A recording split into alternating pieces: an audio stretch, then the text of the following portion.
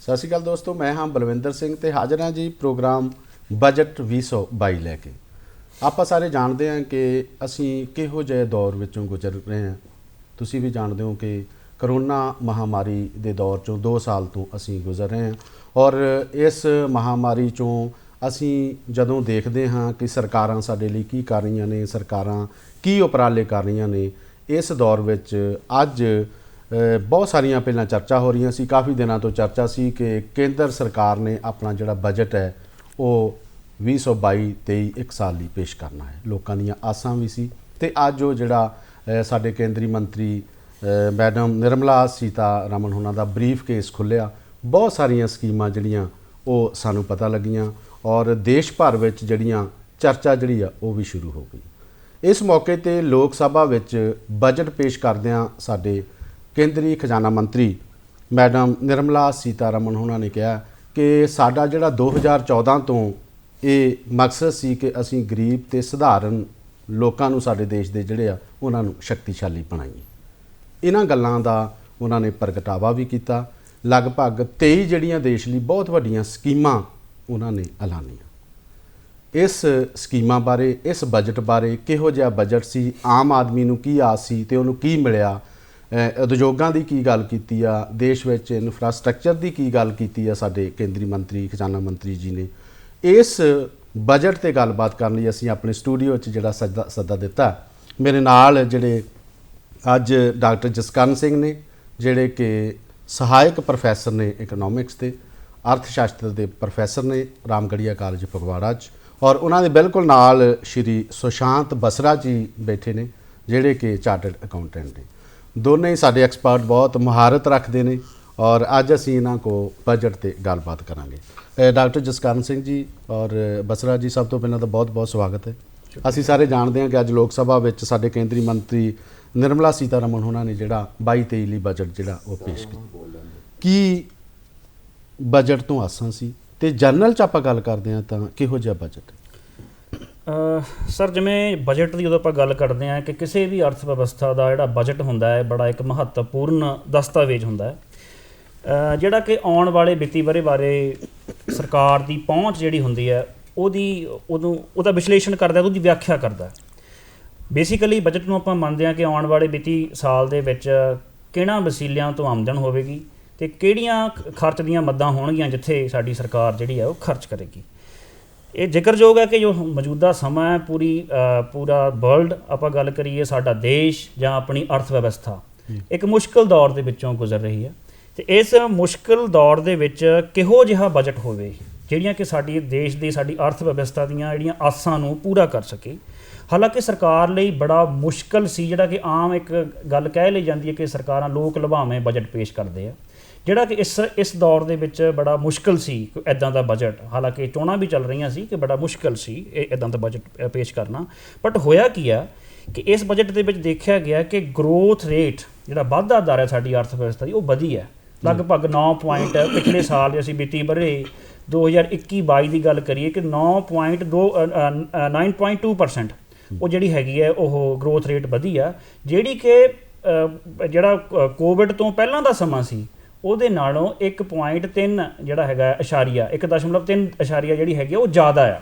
ਹਾਲਾਂਕਿ ਬਹੁਤ ਜ਼ਿਆਦਾ ਨਹੀਂ ਆ, ਬਟ ਉਹਨੇ ਇੱਥੋਂ ਕੀ ਹੈ ਕਿ ਸਾਡੇ ਜਿਹੜੇ ਪ੍ਰਾਈਮ ਮਿਨਿਸਟਰ ਦੇ ਇਕਨੋਮਿਕ ਐਡਵਾਈਜ਼ਰ ਨੇ, ਉਹਨੇ ਕਿਹਾ ਕਿ ਸਾਡੀਆਂ ਜਿਹੜੀਆਂ ਇਕਨੋਮਿਕ ਐਕਟੀਵਿਟੀਜ਼ ਆ ਉਹਨਾਂ ਦੇ ਵਿੱਚ ਉਹ ਦੁਬਾਰਾ ਰਿਵਾਈਵ ਕਰਨੀਆਂ ਸ਼ੁਰੂ ਕਰ ਗਈਆਂ, ਰਿਕਵਰ ਕਰਨੀਆਂ ਉਹ ਸ਼ੁਰੂ ਕਰ ਗਈਆਂ। ਇਸ ਕਰਕੇ ਆਸ ਦੀ ਕਿਰਨ ਇੱਕ ਹੈ ਕਿ ਸਾਡੀ ਇਕੋਨਮੀ ਦੇ ਵਿੱਚ ਜਿਹੜੀ ਵਾਧਾ ਦਰ ਆ ਉਹ ਨੋਟਿਸ ਕੀਤੀ ਗਈ ਹੈ, ਜਿਹੜੀ ਕਿ ਨੈਗੇਟਿਵ ਚਲ ਗਈ ਸੀ ਕਿਤੇ ਨਾ ਕਿਤੇ ਕਿਸੇ ਟਾਈਮ ਦੇ ਵਿੱਚ ਡਿਊਰਿੰਗ ਦੀ ਕੋਵਿਡ।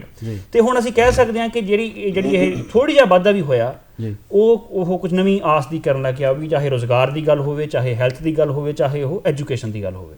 ਜੀ ਬਸਰਾ ਜੀ, ਇਹਦੇ ਨਾਲ ਮੈਂ ਤੁਹਾਡੇ ਤੋਂ ਪੁੱਛਣਾ ਚਾਹੁੰਦਾ ਕਿ ਸਾਡੇ ਖਜ਼ਾਨਾ ਮੰਤਰੀ ਉਹਨਾਂ ਨੇ ਕਿਹਾ ਕਿ ਇਹ ਜਿਹੜਾ ਬਜਟ ਅੱਜ ਅਸੀਂ ਪੇਸ਼ ਕਰ ਰਹੇ ਹਾਂ ਇਹ ਅੰਮ੍ਰਿਤ ਕਾਲ ਨਾਂ ਦਿੱਤਾ ਗਿਆ ਕਿ ਅਗਲੇ 25 ਸਾਲ ਲਈ ਇਹ ਜਿਹੜਾ ਉਹਦਾ ਬਲੂ ਪ੍ਰਿੰਟ ਹੈ। ਕਿਵੇਂ ਦੇਖਦੇ ਹੋ? ਅੱਜ ਜਦ ਬਜਟ ਦੀ ਸਪੀਚ ਚੱਲ ਰਹੀ ਸੀ ਤਦ ਉਹਨਾਂ ਨੇ ਵਿੱਚ ਇੱਕ ਮਾਸਟਰ ਪਲਾਨ ਦੇ ਬਾਰੇ ਗੱਲ ਕੀਤੀ ਜੋ ਕਿ ਸੀ PM ਗਤੀ ਸ਼ਕਤੀ ਜੀ। ਉਹਦੇ ਉਹਨਾਂ ਨੇ 7 ਏਰੀਆ ਆਫ ਫੋਕਸ ਰੱਖੇ ਸੀਗੇ ਜਿਹਦੇ ਵਿੱਚੋਂ ਸੀਗੇ ਰੋਡਸ ਦੇ ਨਾਲ ਉਹਨਾਂ ਨੇ ਕਿਹਾ 에ਅਰਪੋਰਟਸ, ਪੋਰਟਸ, ਰੇਲਵੇ ਤੇ ਇੱਦਾਂ ਦੇ ਜਿਹੜੇ ਇਨਫਰਾਸਟ੍ਰਕਚਰਸ ਦੇ ਉਹਨਾਂ ਨੇ ਗੱਲ ਕੀਤੀ ਹੈ। ਉਹਨਾਂ ਨੇ ਬੇਸਿਕਲੀ ਜਿਹੜਾ ਹੈਗਾ ਪੂਰੇ ਦੇਸ਼ ਨੂੰ ਜੋੜਨ ਦੀ ਗੱਲ ਕੀਤੀ ਹੈਗੀ ਹੈ ਬਾਈ ਐਨੀ ਮੀਨਸ ਜੀ, ਭਾਵੇਂ ਉਹ ਹਵਾ ਦੇ ਮਾਧਿਅਮ ਤੋਂ ਹੋਵੇ, ਭਾਵੇਂ ਉਹ ਰੇਲਵੇ ਦੇ ਮਾਧਿਅਮ ਤੋਂ ਹੋਵੇ, ਭਾਵੇਂ ਉਹ ਰੋਡਸ ਦੇ ਮਾਧਿਅਮ ਤੋਂ ਹੋਵੇ, ਕਿਉਂਕਿ ਬੇਸਿਕ ਨੈਸੈਸਿਟੀ ਦੀ ਜਿਹੜੀ ਐਕਸੈਸ ਹੁੰਦੀ ਹੈ ਨਾ, ਰੋਟੀ, ਕੱਪੜਾ, ਮਕਾਨ, ਉਹ ਹਰ ਇੱਕ ਜਗ੍ਹਾ ਤੇ ਤਾਂ ਪਹੁੰਚਦਾ ਜਦ ਪੂਰਾ ਦੇਸ਼ ਜੁੜਿਆ ਹੋਵੇ ਜੀ, ਰਾਈਟ। ਜਦ ਪੂਰਾ ਦੇਸ਼ ਜੁੜਿਆ ਹੋਵੇਗਾ ਤੇ ਉਸ ਦੀ ਅਰਥ ਵਿਵਸਥਾ ਵੀ ਉਸੇ ਸਪੀਡ ਨਾਲ ਗਰੋ ਕਰੇਗੀ, ਕਿਉਂਕਿ ਜਿਹੜਾ ਇੱਕ ਸਰਵਿਸ ਜਾਂ ਗੁੱਡ ਨੂੰ ਇੱਕ ਜਗ੍ਹਾ ਤੋਂ ਦੂਸਰੀ ਜਗ੍ਹਾ ਨੂੰ ਪਹੁੰਚਣ ਨੂੰ ਸਮਾਂ ਲੱਗਦਾ ਹੈ, ਉਹ ਸਮਾਂ ਜਦ ਘਟੇਗਾ ਤੇ ਗਰੋਥ ਆਪਣੇ ਆਪ ਹੀ ਅੱਗੇ ਵਧੇਗੀ। ਤੇ ਆਹ ਜਿਹੜੇ 7 ਪਿੱਲਰ ਇਹਨਾਂ ਨੇ ਕਹੇ ਸੀਗੇ, ਇਹ ਪਿੱਲਰ ਨੂੰ ਮਜ਼ਬੂਤ ਕਰਨ ਦਾ ਜੋ ਮਾਸਟਰ ਪਲਾਨ ਹੈਗਾ PM ਗਤੀ ਸ਼ਕਤੀ, ਉਸ ਚੀਜ਼ ਨੂੰ ਮੈਂ ਬਹੁਤ ਹੀ ਪ੍ਰਭਾਵਿਕ ਢੰਗ ਨਾਲ ਦੇਖਦਾ ਹੈਗਾ। ਤੇ ਉਹ ਉਸ ਬਾਰੇ ਉਹਨਾਂ ਨੇ ਕਿਹਾ ਹੈਗਾ ਕਿ ਉਹਨਾਂ ਨੇ 25,000 ਕਿਲੋਮੀਟਰ ਦਾ ਹਾਈਵੇ ਜਿਹੜਾ ਹੈਗਾ ਉਸ ਨੂੰ ਜੋੜਨਾ ਵੀ ਹੈਗਾ ਅੱਗੇ। ਤੇ ਉसी ਚੀਜ਼ ਨੂੰ ਅੱਗੇ ਉਹ ਗੱਲ ਕਰ ਰਹੇ ਸੀਗੇ ਕਿ ਉਹ ਡਿਜੀਟਲਾਈਜੇਸ਼ਨ ਕਰੋਗੇ ਸੈਂਟਰ ਤੇ ਸਟੇਟ ਆਪਸ ਦੇ ਵਿੱਚ ਮਿਲ ਕੇ। ਤੇ ਉਸ ਦੇ ਵਿੱਚ ਕੀ ਹੁੰਦਾ ਜਦ ਲੌਜਿਸਟਿਕਸ ਤੇਜ਼ ਹੋ ਜਾਂਦਾ ਨਾ ਕਿਸੇ ਚੀਜ਼ ਦਾ, ਕਿ ਇੱਕ ਚੀਜ਼ ਨੂੰ ਦੂਸਰੀ ਜਗ੍ਹਾ ਤੱਕ ਪਹੁੰਚਾਉਣ ਦਾ ਮਾਧਿਅਮ ਤੇਜ਼ ਹੋ ਜਾਂਦਾ ਹੈ, ਤਾਂ ਹਰ ਇੱਕ ਚੀਜ਼ ਆਪਣੇ ਆਪ ਹੀ ਵ੍ਰਿੱਧੀ ਆਪੇ ਆਉਣੀ ਸ਼ੁਰੂ ਹੋ ਜਾਂਦੀ ਹੈ ਜੀ। ਇਹ ਕਿਹਾ ਜਾਂਦਾ ਹੈ ਕਿ ਜਦੋਂ ਕਿਸੇ ਦੇਸ਼ ਨੇ ਤਰੱਕੀ ਕਰਨੀ ਹੈ ਤਾਂ ਉਹਦਾ ਜਿਹੜਾ ਟਰਾਂਸਪੋਰਟੇਸ਼ਨ ਦਾ ਕੰਮ ਹੈ ਉਹ ਬਹੁਤ ਤੇਜ਼ ਹੋਣਾ ਚਾਹੀਦਾ, ਤਾਂ ਕਿ ਇੱਕ ਜਗ੍ਹਾ ਤੋਂ ਦੂਜੀ ਥਾਂ ਤੇ ਜਦੋਂ ਅਸੀਂ ਕੋਈ ਸਮਾਨ ਲੈ ਕੇ ਜਾਂਦੇ ਹਾਂ ਤਾਂ ਅਰਥ ਵਿਵਸਥਾ ਦੇਸ਼ ਦੀ ਕੁਦਰਤੀ ਆਪ ਹੁੰਦੀ ਹੈ। ਤੁਸੀਂ ਡਾਕਟਰ ਜਸਕਰਨ ਜੀ ਅਰਥ ਸ਼ਾਸਤਰੀ ਹੋ, ਉਹਦੇ ਵਿੱਚ ਸਭ ਤੋਂ ਪਹਿਲੀ ਉਹਨਾਂ ਨੇ ਕਿਸਾਨਾਂ ਦੀ ਬਹੁਤ ਜ਼ੋਰ ਦੇ ਕੇ, ਤੁਹਾਨੂੰ ਪਤਾ ਕਿ ਬਹੁਤ ਸਾਰਾ ਕਿਸਾਨਾਂ ਦਾ ਮਸਲਾ ਖੜਾ ਹੁੰਦਾ ਰਿਹਾ, ਉਹਨਾਂ ਨੇ ਕਿਸਾਨਾਂ ਨੂੰ ਕਿਤੇ ਨਾ ਕਿਤੇ ਖੁਸ਼ ਕਰਨ ਦੀ ਵੀ ਗੱਲ ਕੀਤੀ ਆ। ਇਹ ਕਿਸਾਨਾਂ ਲਈ ਜਿਹੜਾ 2,37,000 ਕਰੋੜ ਜਿਹੜਾ ਉਹ MSP ਦੇ ਰਾਹੀਂ ਉਹਨਾਂ ਨੇ ਟ੍ਰਾਂਸਫਰ ਕਰਨ ਦੀ ਗੱਲ ਕੀਤੀ, ਕਿਹੋ ਜਿਹਾ? ਜਿਵੇਂ ਕਿ ਫਾਰਮਰ ਐਕਟ ਰਿਪੀਲ ਹੋਏ ਆ ਪਿੱਛੇ ਜਿਹੇ ਹੁਣੇ ਰੀਸੈਂਟਲੀ, ਬੜਾ ਖਦਸ਼ਾ ਸੀ ਪਿੰਡੂ ਖੇਤਰ ਦੇ ਵਿੱਚ ਕਿ ਜਿਹੜੀ ਇੱਕ MSP ਹੈ ਉਹ ਸ਼ਾਇਦ ਖਤਮ ਹੋ ਜਾਏਗੀ ਕੁਝ ਸਮੇਂ ਵਿੱਚ। ਹਾਲਾਂਕਿ ਗਵਰਨਮੈਂਟ ਨੇ ਉਹ ਕੰਟੀਨਿਊ ਰੱਖੀ ਹੈ ਤੇ ਇੱਕ ਠੀਕ ਠਾਕ ਅਮਾਊਂਟ ਵੀ ਰੱਖਿਆ ਹੈ, 2.37 ਜਿਹੜਾ ਹੈ ਲੱਖ ਕਰੋੜ ਦਾ ਰੱਖਿਆ ਹੈ। ਬਟ ਜਿਹੜੀ ਇੱਕ ਵੱਡੀ ਸਮੱਸਿਆ ਜਿਹੜੀ ਆ ਰਹੀ ਹੈ ਜਿਹੜੀ ਕੋਵਿਡ ਦੇ ਦੌਰਾਨ ਇੱਕ ਰਿਵਰਸ ਮਾਈਗ੍ਰੇਸ਼ਨ ਹੋਈ, ਯਾਨੀ ਕਿ ਸ਼ਹਿਰਾਂ ਦੇ ਵਰਕਰ ਉਹ ਪਿੰਡਾਂ ਨੂੰ ਗਏ, ਜਿਹੜਾ ਕਿ ਇੱਕ ਦਿਨ ਪਹਿਲਾਂ ਇੱਕ ਆਰਥਿਕ ਸਰਵੇਖਣ ਜਿਹੜਾ ਇਕਨੋਮਿਕ ਸਰਵੇ ਆਫ ਇੰਡੀਆ ਜਿਹੜਾ ਪੇਸ਼ ਕੀਤਾ, ਉਹਦੇ ਵਿੱਚ ਇੱਕ ਬੜੀ ਇੰਟਰਸਟਿੰਗ ਚੀਜ਼ ਸੀ ਉਹਦੇ ਵਿੱਚ ਕਿ ਜਿਹੜੀ ਇੱਕ ਸਾਡੀ Mahatma Gandhi national rural guarantee scheme ਹੈ, ਉਹਨੇ ਬੜਾ ਵੱਡਾ ਕੰਟਰੀਬਿਊਸ਼ਨ ਕੀਤਾ ਪਿਛਲੇ ਕੋਵਿਡ ਦੇ ਦੌਰਾਨ। ਤੇ ਉਹਦਾ ਜਿਹੜੀ ਸੀ ਜੋ ਐਲੋਕੇਟ ਕਰਦੇ ਪਿਛਲੇ ਬਜਟ ਦੇ ਵਿੱਚ ਉਹ ਵੀ ਗਵਰਨਮੈਂਟ ਨੇ ਵਧਾਈ ਸੀ, ਪਹਿਲਾਂ 73,000 ਕਰੋੜ ਕੀਤਾ ਸੀ ਤੇ ਫਿਰ 98,000 ਕਰੋੜ ਕਰ ਦਿੱਤਾ ਸੀ ਉਹਦਾ। ਬਟ ਇਸ ਵਾਰ ਜਿਹੜਾ ਉਹ ਬਜਟ ਉਹ ਮੇਨਟੇਨ ਹੀ ਰੱਖਿਆ ਪਿਛਲੀ ਵਾਰ, ਪਹਿਲਾਂ ਬਜਟ ਦੇ ਵਿੱਚ ਪਿਛਲੇ ਬਜਟ ਵਿੱਚ ਪੇਸ਼ ਹੋਇਆ ਸੀ 73,000 ਕਰੋੜ, ਉਹਨੂੰ ਫਿਰ ਮੇਨਟੇਨ ਰੱਖਿਆ 73,000 ਕਰੋੜ, ਇਸ ਵਾਰੀ ਵੀ ਜਿਹੜਾ ਉਹਨਾਂ ਹੀ ਰੱਖਿਆ ਇਸ ਵਾਰੀ। ਹਾਲਾਂਕਿ ਕੋਸ਼ਿਸ਼ ਇਹ ਸੋਚ ਕੇ ਕੁਝ ਇਕਨੋਮਿਸਟ ਇਹ ਕਹਿ ਰਹੇ ਸੀ ਕਿ ਤੁਸੀਂ ਇੱਕ ਅਰਬਨ ਸੈਂਟਰ ਦੇ ਵਿੱਚ ਵੀ ਤੁਸੀਂ ਇੱਦਾਂ ਦੀ ਮਨਰੇਗਾ ਵਰਗੀ ਸਕੀਮ ਇੱਕ ਸ਼ੁਰੂ ਕੀਤੀ ਜਾ ਸਕਦੀ ਆ। ਹਾਲਾਂਕਿ ਜਿਹੜੀ ਹੈ ਉਨੀ ਤੇ ਕੰਟੀਨਿਊ ਤੇ ਰੱਖਿਆ ਹੈ ਮਨਰੇਗਾ ਨੂੰ। IMF ਦੇ ਵਿੱਚ ਇੰਡੀਆ ਦੀ ਇੱਕ ਵੱਡੀ ਇਕਨੋਮਿਸਟ ਆ ਗੀਤਾ ਗੋਪੀਨਾਥ, ਉਹਨਾਂ ਨੂੰ ਵੀ ਸੀ ਕਿ ਮਨਰੇਗਾ ਨੂੰ ਤੁਸੀਂ ਰੱਖੋ ਤੇ ਗਵਰਨਮੈਂਟ ਨੇ ਰੱਖਿਆ ਹੈ ਉਹਨੂੰ, ਤੇ ਹਾਲਾਂਕਿ ਉਹ ਹੋਰ ਵੀ ਜੌਬ ਕ੍ਰੀਏਸ਼ਨ ਦੇ ਵਿੱਚ ਉਹ ਕੰਟਰੀਬਿਊਸ਼ਨ ਕਰ ਸਕੇ। ਹੋਰ ਸਰਕਾਰ ਨੇ ਇਹਦੇ ਵਿੱਚ ਜਿਹੜੀ ਹੈ ਡਰਾਉਨ ਸਿਸਟਮ ਲੈ ਕੇ ਆਇਆ ਜਿਹਦੇ ਵਿੱਚ ਅਸੀਂ ਕਿਹਾ ਕਿ ਜਿਹੜੀ ਇੰਸ਼ੋਰੈਂਸ ਜਿਹੜੀ ਕ੍ਰੌਪ ਇੰਸ਼ੋਰੈਂਸ ਆ ਉਹਦੇ ਵਿੱਚ ਵਰਤੀ ਜਾ ਸਕਦੀ ਆ, ਬਾਕੀ ਜਿਹੜੀ ਹੈਗੀ ਆ ਪੈਸਟੀਸਾਈਡਸ ਦੇ ਲਈ ਉਹ ਵਰਤੀ ਜਾ ਸਕਦੀ ਆ ਉਹ, ਤੇ ਇੱਦਾਂ ਦੀਆਂ ਗੱਲਾਂ ਵੀ ਵਿੱਚ ਹੈਗੀਆਂ ਨੇ। ਪਰ ਫਿਰ ਵੀ ਗਵਰਨਮੈਂਟ ਨਾਲ ਜ਼ਿਆਦਾ ਜਿਹੜਾ ਫੋਕਸ ਆ ਉਹ ਇਨਫਰਾਸਟ੍ਰਕਚਰ ਤੇ ਰਿਹਾ। ਕਿਸਾਨਾਂ ਨੂੰ ਡਿਜੀਟਲ ਪੇਮੈਂਟ ਦੀ ਗੱਲ ਵੀ ਉਹ ਵੀ ਵਿੱਚ ਹੈ। ਮੈਂ ਜਿਹੜਾ ਯਾਨੀ ਕਿ ਇਕਨੋਮੀ ਦੇ ਜੇ ਬਜਟ ਦੇ 3 ਗੱਲਾਂ ਦੀ ਗੱਲ ਕਰੀਏ ਕਿ ਡਿਜੀਟਲਾਈਜੇਸ਼ਨ ਦੀ ਗੱਲ ਹੋਈ ਹੈ, ਇਨਫਰਾਸਟ੍ਰਕਚਰ ਡਿਵੈਲਪਮੈਂਟ ਦੀ ਗੱਲ ਹੋਈ, ਇਹਦੇ ਵਿੱਚ ਕਨਾਲਸ ਜੋੜਨ ਦੀ, ਨਹਿਰਾਂ ਨੂੰ ਜੋੜਨ ਦੀ ਗੱਲ ਵੀ ਹੈਗੀ ਆ ਉਹਦੇ ਵਿੱਚ, ਤੇ ਬਾਕੀ ਸਪੈਂਡਿੰਗ ਨੂੰ ਕੰਟੀਨਿਊ ਰੱਖਣ ਦੀ ਗੱਲ ਵੀ ਹੈਗੀ ਉਹਦੇ ਵਿੱਚ ਹੀ। ਜਿਹੜਾ ਖੇਤੀਬਾੜੀ ਸੈਕਟਰ ਨੂੰ ਜੋੜ ਕੇ ਆਪਾਂ ਦੇਖ ਸਕਦੇ ਹਾਂ। ਕੋਈ ਸਪੈਸ਼ਲ ਸਕੀਮ ਦੀ ਗੱਲ ਕੀਤੀ ਜਾਵੇ ਕਿ ਕੋਈ ਉਹ ਯਾਨੀ ਕਿ ਕੰਟੀਨਿਊ MSP ਨੂੰ ਹੀ ਨਹੀਂ ਕੰਟੀਨਿਊ ਰੱਖਿਆ ਹੈਗਾ ਜੀ। ਬਸਰਾ ਜੀ ਮੈਂ ਤੁਹਾਡੇ ਵੱਲ ਆਉਣਾ ਕਿ ਉਹਨਾਂ ਨੇ ਕਰੰਸੀ ਦੀ ਗੱਲ ਕੀਤੀ ਹੈ, ਇੱਕ ਤਾਂ ਕ੍ਰਿਪਟੋ ਕਰੰਸੀ ਦੀ ਗੱਲ ਕੀਤੀ ਜਿਹੜੀ ਵਿਦੇਸ਼ਾਂ 'ਚ ਸ਼ੁਰੂ ਹੋ ਗਈ ਹੈ, ਔਰ ਸਾਡੇ ਦੇਸ਼ 'ਚ ਅਸੀਂ ਹਾਲੇ ਗੱਲ ਹੀ ਕਰ ਰਹੇ ਸੀ ਕਿ ਲੀਗਲਾਈਜੇਸ਼ਨ ਹੈ ਇਹਦੀ, ਕੀ ਲੀਗਲ ਹੈ। ਤੇ ਅੱਜ ਜਿਹੜਾ ਬਜਟ 'ਚ ਕੇਂਦਰੀ ਮੰਤਰੀ ਸਾਡੇ ਜਿਹੜੇ ਖਜ਼ਾਨਾ ਮੰਤਰੀ ਨੇ ਉਹਨਾਂ ਨੇ ਇਹਦੇ ਤੇ 30% ਦਾ ਟੈਕਸ ਲਾਉਣ ਦੀ ਵੀ ਗੱਲ ਕੀਤੀ। ਇਹਦਾ ਮਤਲਬ ਅਸੀਂ ਕੀ ਸਮਝੀਏ ਕਿ ਲੀਗਲ ਹੋ ਗਈ ਹੈ ਕਰੰਸੀ ਸਾਡੇ ਦੇਸ਼ ਵਿੱਚ? ਇੱਕ ਤਾਂ ਇਹਦੇ ਬਾਰੇ ਦੱਸੋ, ਇਹਦੇ ਨਾਲ ਸਾਡੇ ਦੇਸ਼ ਦੇ ਲੋਕਾਂ ਨੂੰ ਕੀ ਫਾਇਦਾ ਹੋਊ ਜਿਹੜੀ ਕ੍ਰਿਪਟੋ ਕਰੰਸੀ? ਇਹ ਜੋ ਸਵਾਲ ਹੈ, ਇਹ ਮੁੱਦਾ ਸੁਪਰੀਮ ਕੋਰਟ ਤੱਕ ਗਿਆ ਸੀਗਾ ਜੀ। ਉਹਨਾਂ ਨੇ ਕਿਹਾ ਸੀ ਇਹ ਹੈ ਕਿ ਮਤਲਬ ਇਹਦਾ ਇੱਕ ਲੀਗਲ ਸਟੇਟਸ ਨਹੀਂ ਹੈ, ਇਹਦਾ ਮਤਲਬ ਇਹ ਨਹੀਂ ਕਿ ਉਹ ਇਲੀਗਲ ਹੈ ਜੀ, ਉਸ ਦਾ ਹਾਲੇ ਕੋਈ ਦਰਜਾ ਨਹੀਂ ਹੈ, ਪਰ ਉਸ ਦਾ ਮਤਲਬ ਇਹ ਵੀ ਨਹੀਂ ਕਿ ਉਹ ਇਲੀਗਲ ਹੈ ਜੀ। ਹੁਣ ਕ੍ਰਿਪਟੋ ਕਰੰਸੀ ਵਿੱਚ ਉਹਨਾਂ ਨੇ ਕਿਹਾ ਹੈਗਾ ਕਿ ਜੋ ਆਮਦਨ ਤੁਹਾਨੂੰ ਕ੍ਰਿਪਟੋ ਕਰੰਸੀ ਤੋਂ ਹੋਏਗੀ ਜੀ, ਉਸ ਆਮਦਨ ਤੇ 30% ਦਾ ਟੈਕਸ ਲਾ ਦਿੱਤਾ ਜਾਏਗਾ। ਹੁਣ ਗੱਲ ਆ ਜਾਂਦੀ ਕਿ 30% ਕਾਫੀ ਜ਼ਿਆਦਾ ਟੈਕਸ ਹੈ, ਬਟ ਜੋ ਕ੍ਰਿਪਟੋ ਕਰੰਸੀ ਦੇ ਨਾਲ ਆਮਦਨ ਹੁੰਦੀ ਹੈ ਉਹ ਗੁਣਾ ਦੇ ਹਿਸਾਬ ਨਾਲ ਹੁੰਦੀ ਹੈ। ਜਦ ਕ੍ਰਿਪਟੋ ਕਰੰਸੀ ਦੇ ਵਿੱਚ ਐਡੀ ਫਲਕਚੁਏਸ਼ਨ ਹੁੰਦੀ ਹੈ, ਕ੍ਰਿਪਟੋ ਕਰੰਸੀ ਤੁਸੀਂ 5 ਦੀ ਲੈਂਦੇ ਹੋ, ਅਗਲੇ ਦਿਨ ਉਹ 12 ਰੁਪਏ ਤੱਕ ਵੀ ਪਹੁੰਚ ਜਾਂਦੀ ਹੈ, ਮਤਲਬ ਡਬਲ ਵੀ ਹੋ ਜਾਂਦੀ ਹੈ ਦਿਨਾਂ ਦੇ ਵਿੱਚ ਤੇ ਘੰਟਿਆਂ ਦੇ ਵਿੱਚ ਡਬਲ ਵੀ ਹੋ ਜਾਂਦੀ ਹੈ। ਤੇ ਉਸ ਨੂੰ ਮੱਦੇ ਨਜ਼ਰ ਰੱਖਦੇ ਹੋਏ 30% ਜੋ ਟੈਕਸ ਹੈਗਾ, ਜੋ ਉਸ ਦਾ ਗੇਨ ਹੁੰਦਾ ਹੈਗਾ, ਉਹ ਬਹੁਤ ਘੱਟ ਹੈ ਜੀ, ਕਿਉਂਕਿ 30% ਦਾ ਟੈਕਸ ਜਿਹੜਾ ਹੈਗਾ ਨਾ, ਉਹ ਕਈ ਕ੍ਰਿਪਟੋ ਕਰੰਸੀਜ਼ ਨੇ ਉਹ ਮਲਟੀਪਲਾਇਰ ਵੀ ਹੋਈਆਂ ਨੇ, 2100 ਗੁਣਾ ਵੀ ਹੋ ਗਈਆਂ ਨੇ ਜੀ। ਅੱਜ ਦੇ ਜੇ ਆਪਾਂ ਸਮਾਂ ਨੂੰ ਦੇਖੀਏ, ਉਹਨੂੰ ਉਸਦੇ ਆਪਣੇ ਪਾਸਟ ਨਾਲ ਆਪਾਂ ਕਨੈਕਟ ਕਰਕੇ ਦੇਖੀਏ ਤੇ 30% ਦਾ ਟੈਕਸ ਰੇਟ ਇੱਕ ਜਾਇਜ਼ ਟੈਕਸ ਰੇਟ ਹੈਗਾ ਜੋ ਕਿ ਕ੍ਰਿਪਟੋ ਕਰੰਸੀ ਤੇ ਹੈ। ਹੁਣ ਦੂਸਰਾ ਸਵਾਲ ਆਉਂਦਾ ਕਿ ਕੀ ਇਹ ਲੀਗਲ ਹੈ, ਕਿ ਉਹਨਾਂ ਨੇ ਟੈਕਸ ਲਗਾ ਦਿੱਤਾ, ਇਹਦਾ ਸਟੇਟਸ ਲੀਗਲ ਹੋ ਜਾਂਦਾ ਹੈਗਾ? ਜਿੱਦਾਂ ਮੈਂ ਪਹਿਲੇ ਵੀ ਕਿਹਾ ਕਿ ਦੋ ਧਿਰ ਹੁੰਦੇ ਨੇ ਇੱਕ ਗੱਲ ਕਰਨ ਦੇ, ਕਿ ਜਾਂ ਤਾਂ ਉਹ ਇਲੀਗਲ ਹੈ ਜਾਂ ਤਾਂ ਉਹ ਲੀਗਲ ਹੈ। ਉਹ ਚੀਜ਼ ਲੀਗਲ ਨਹੀਂ ਹੈ, ਉਸ ਦਾ ਮਤਲਬ ਇਹ ਨਹੀਂ ਹੈ ਕਿ ਉਹ ਇਲੀਗਲ ਹੈ, ਉਸ ਦੀ ਅਡਾਪਸ਼ਨ ਪ੍ਰੋਸੈਸ ਦੇ ਵਿੱਚ ਹੈ ਜੀ।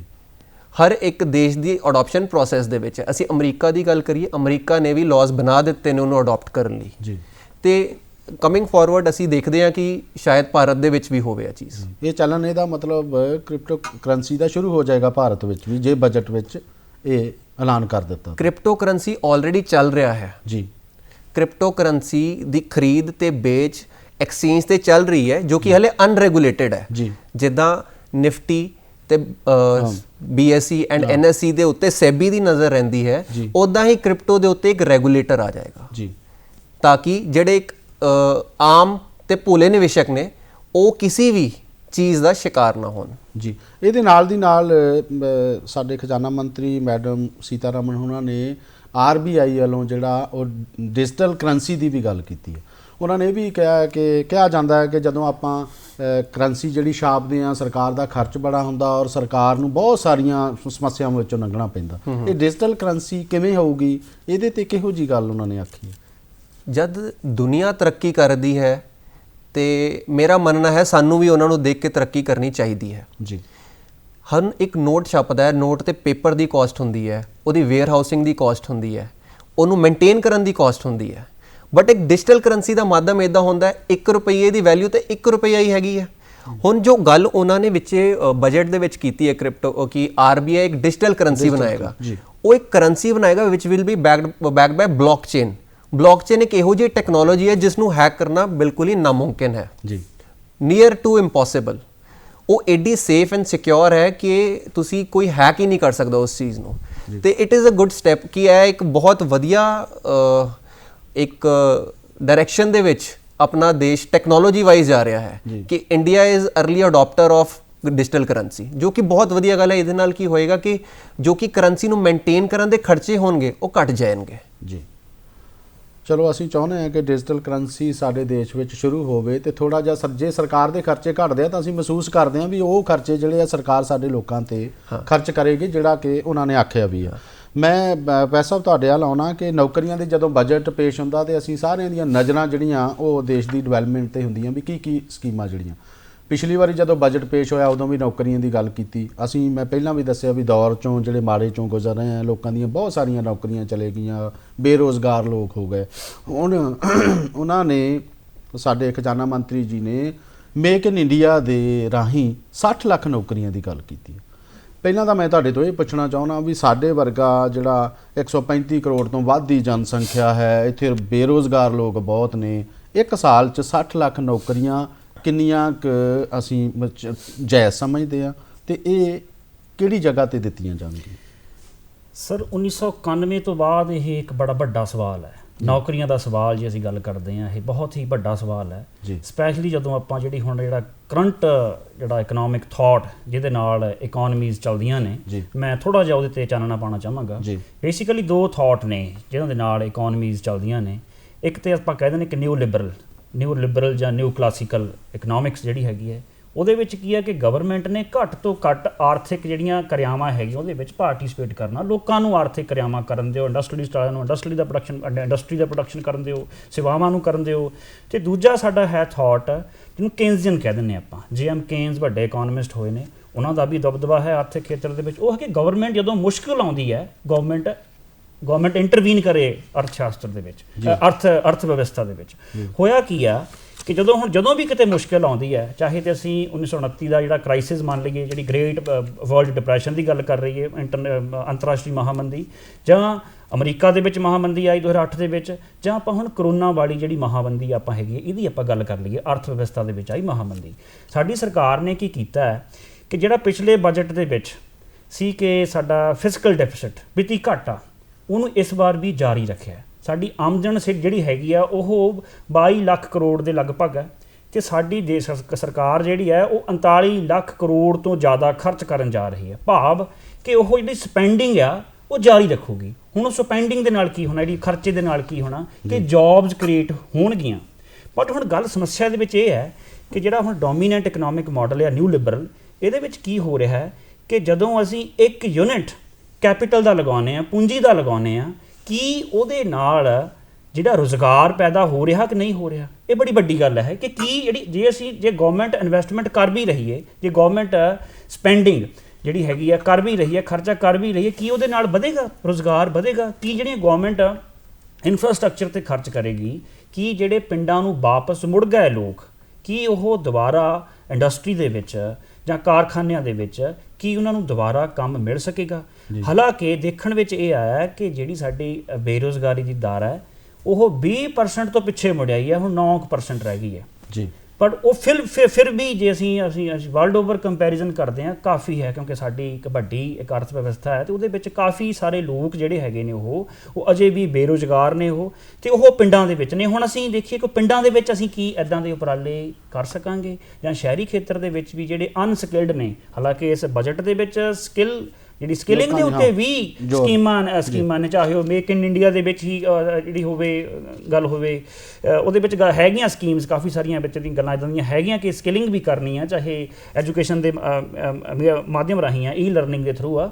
ਹਾਲਾਂਕਿ ਹੁਣ ਹੈ ਕਿ ਜਿਹੜਾ ਲੋਅਰ ਸਟ੍ਰੇਟਾ ਹੈਗਾ ਆ ਉਹਨਾਂ ਨੂੰ ਅਸੀਂ ਕਿੱਦਾਂ ਐਡਜਸਟ ਕਰਨਾ ਹੈ, ਇਹ ਇੱਕ ਵੱਡੀ ਹੈ ਜਿਹੜਾ ਲੋਅਰ ਹੈਗੇ ਨੇ ਵਰਕਰ, ਅਨਸਕਿਲਡ ਵਰਕਰ ਨੇ, ਉਹਨਾਂ ਨੂੰ ਕਿੱਦਾਂ ਆਪਾਂ ਉਹਨਾਂ ਨੂੰ ਐਡਜਸਟ ਕਿਵੇਂ ਕਰਨਾ ਉਹਨਾਂ ਨੂੰ, ਇਹ ਇੱਕ ਬਹੁਤ ਵੱਡੀ ਜਿਹੜੀ ਆ ਉਹ ਸਮੱਸਿਆ ਸਾਡੇ ਦੇਸ਼ ਦੇ ਮੂਹਰੇ ਖੜੀ ਹੈ। ਬਸਰਾ ਜੀ, ਆਮ ਜਦੋਂ ਮਿਡਲ ਕਲਾਸ ਲੋਕਾਂ ਦੀ ਗੱਲ ਕਰਦੇ ਹਾਂ, ਨੌਕਰੀ ਪੇਸ਼ਾ ਲੋਕਾਂ ਦੀ ਗੱਲ ਕਰਦੇ ਹਾਂ, ਤਾਂ ਸਾਡੀ ਨਜ਼ਰ 'ਚ ਆਉਂਦਾ ਵੀ ਅਸੀਂ ਸੋਚ ਰਹੇ ਸੀ ਕਿ ਅਸੀਂ ਜਿਹੋ ਜਿਹੇ ਦੌਰ ਵਿੱਚੋਂ ਦੀ ਲੰਘ ਰਹੇ ਹਾਂ ਉਹਦੇ 'ਚ ਸ਼ਾਇਦ ਸਰਕਾਰ ਮਿਡਲ ਕਲਾਸ ਲੋਕਾਂ ਨੂੰ ਰਾਹਤ ਜਿਹੜੀ ਆ ਉਹ ਜ਼ਰੂਰ ਦੇਵੇ।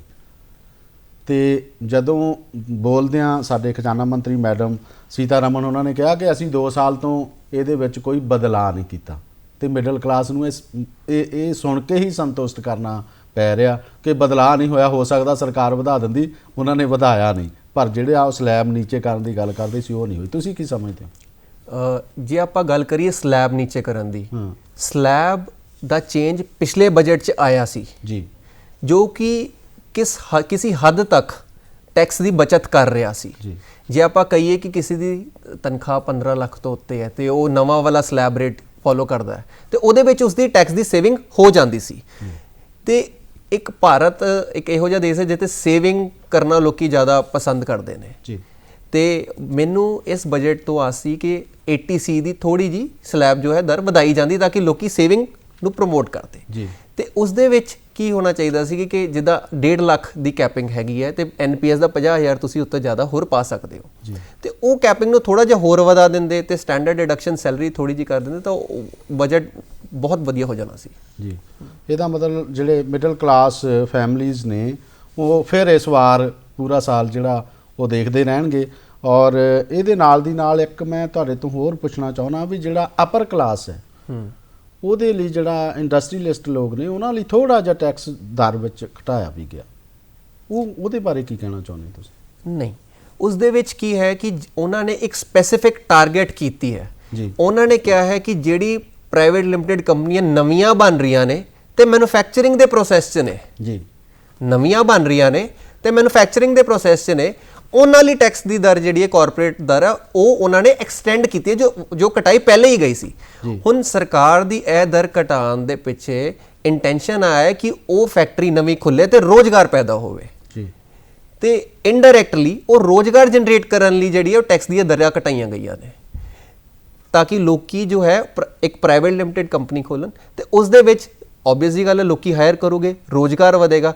ਉਹ ਐਗਜ਼ੈਂਪਸ਼ਨ ਜੋ ਹੈ ਉਹ ਸਿਰਫ ਉਹਨਾਂ ਲਈ ਹੈ, ਜੇ ਆਪਾਂ ਕਹੀਏ ਬਾਕੀਆਂ ਲਈ ਨਹੀਂ, ਉਹ ਚੀਜ਼ ਨਹੀਂ ਹੈ। ਜਿਹੜੇ ਐਗਜ਼ਿਸਟਿੰਗ ਨੇ ਉਹਨਾਂ ਲਈ ਨਹੀਂ ਹੈ, ਨਵਿਆਂ ਲਈ ਨੇ, ਤਾਂ ਕਿ ਨया ਐਮਪਲੋਇਮੈਂਟ ਜਨਰੇਟ ਹੋਵੇ। ਵੈਸੇ ਸਭ ਤੁਹਾਡੇ ਵੱਲ ਆਉਣਾ ਮੈਂ ਕਿ 5G ਦੀ ਗੱਲ ਕੀਤੀ ਹੈ ਕਿ ਉਹਨਾਂ ਨੇ ਕਿਹਾ ਕਿ 2025 ਤੱਕ ਹਰੇਕ ਜਗ੍ਹਾ ਤੇ 5G ਦੀ ਜਿਹੜੀ ਇੰਟਰਨੈਟ ਦੀ ਸਹੂਲਤ ਹੈ ਉਹ ਜਿਹੜੀ ਆ ਪਹੁੰਚ ਜਾਏਗੀ ਸਰਕਾਰ। ਦੂਜਾ ਮੈਂ ਤੁਹਾਡੇ ਤੋਂ ਪੁੱਛਣਾ ਚਾਹੁੰਦਾ ਵੀ ਘਰਾਂ ਦੀ ਗੱਲ ਕਰਦੇ ਹਾਂ, ਸਾਡੇ ਦੇਸ਼ ਵਿੱਚ ਜਿੱਥੇ ਬਹੁਤ ਜ਼ਿਆਦਾ ਬੇਰੁਜ਼ਗਾਰੀ ਹੈ ਉੱਥੇ ਜਿਹੜੇ ਬੇਘਰ ਲੋਕਾਂ ਦੀ ਵੀ ਕੋਈ ਕਮੀ ਨਹੀਂ ਹੈਗੀ। ਸਰਕਾਰ ਬਹੁਤ ਜ਼ਿਆਦਾ ਕੋਸ਼ਿਸ਼ ਕਰ ਰਹੀ ਹੈ, ਹਰ ਬਜਟ ਵਿੱਚ ਮਕਾਨ ਉਸਾਰੀ ਦੀ ਗੱਲ ਕੀਤੀ ਜਾਂਦੀ ਹੈ। ਇਸ ਵਾਰੀ ਵੀ 80 ਲੱਖ ਮਕਾਨ ਉਸਾਰਨ ਦੀ ਗੱਲ ਸਾਡੇ ਖਜ਼ਾਨਾ ਮੰਤਰੀ ਉਹਨਾਂ ਨੇ ਆਖੀ ਹੈ। ਕੀ ਸਮਝਦੇ ਹੋ ਕਿ ਮਕਾਨ 80 ਲੱਖ ਜਿਹੜੇ ਆ ਉਹ ਠੀਕ ਹੈ ਕਿ ਇਹਨਾਂ ਦੀ ਗਿਣਤੀ ਜਿਹੜੀ ਆ ਵਧਾਈ ਵੀ ਜਾ ਸਕਦੀ ਸੀ? ਦੇਖੋ, ਪਹਿਲਾਂ ਤੇ ਮੈਂ ਗੱਲ ਡਿਜੀਟਲਾਈਜੇਸ਼ਨ ਦੀ ਕਰਦਾ। ਤੁਸੀਂ 5G ਦੀ ਗੱਲ ਕੀਤੀ ਆ, ਉਹਨੀ ਅੰਕਸ਼ਨ ਦੀ ਗੱਲ ਕੀਤੀ ਹੈ ਕਿ ਇਸ ਵਾਰ ਅਸੀਂ ਜਿਹੜਾ ਉਹ ਕਰਾਂਗੇ, ਉਹਨੂੰ ਸ਼ੁਰੂ ਕਰਾਂਗੇ 2025 ਤੱਕ ਅਸੀਂ ਇੰਟਰਨੈਟ ਦੀ ਸਹੂਲਤ ਦੇਵਾਂਗੇ। ਇਹਦੇ ਨਾਲ ਉਹਨੀ 2-4 ਚੀਜ਼ਾਂ ਹੋਰ ਵੀ ਜੋੜੀਆਂ ਹੈਗੀਆਂ ਇਹਦੇ ਨਾਲ। ਇੱਕ ਤੇ ਉਹਨੀ ਐਜੂਕੇਸ਼ਨ ਨੂੰ ਜੋੜਿਆ ਨਾਲ ਇਹਦੇ, ਜਿਵੇਂ ਉਹਦੇ ਵਿੱਚ ਈ ਲਰਨਿੰਗ ਦੀ ਗੱਲ ਹੋਈ ਆ। ਇੱਥੋਂ ਤੱਕ ਕਿ ਉਹਨੇ ਇਹ ਵੀ ਗੱਲ ਕੀਤੀ ਆ ਕਿ ਅਸੀਂ ਜਿਹੜੇ TV ਚੈਨਲ ਵੀ ਵਧਾ ਦਾਂਗੇ। ਮਤਲਬ ਉਹਨੀ ਫਾਈਨਾਂਸ ਮਿਨਿਸਟਰ ਨੇ ਇਹ ਗੱਲ ਮੈਂਸ਼ਨ ਕੀਤੀ ਆ ਕਿ ਜਿਹੜਾ 2 ਸਾਲ ਦੇ ਵਿੱਚ ਜਿਹੜਾ ਇੱਕ ਸੀਮਾਂਤ ਜਾਂ ਮਾਰਜਨਲ ਸੈਕਸ਼ਨ ਸੀ ਸਟੂਡੈਂਟਸ ਦਾ, ਉਹਨਾਂ ਦੀ ਪੜ੍ਹਾਈ ਦਾ ਨੁਕਸਾਨ ਹੋਇਆ, ਉਹਨਾਂ ਦੀ ਐਜੂਕੇਸ਼ਨ ਦਾ ਨੁਕਸਾਨ ਹੋਇਆ, ਤੇ ਭਰਪਾਈ ਕਿਵੇਂ ਕਰਾਂਗੇ। ਉਹਨੇ ਇੱਕ ਵਰਡ ਬੜਾ ਵਧੀਆ ਯੂਜ਼ ਕੀਤਾ ਕਿ 1 ਸਟੂਡੈਂਟ 1 TV ਚੈਨਲ, ਭਾਵ ਕਿ TV ਚੈਨਲ ਦੀ ਗਿਣਤੀ ਵੀ ਵਧੂਗੀ ਸਿਲੇਬਸ ਦੇ ਹਿਸਾਬ ਦੇ ਨਾਲ, ਉਹਨਾਂ ਦੇ ਸਬਜੈਕਟਸ ਦੇ ਹਿਸਾਬ ਦੇ ਨਾਲ।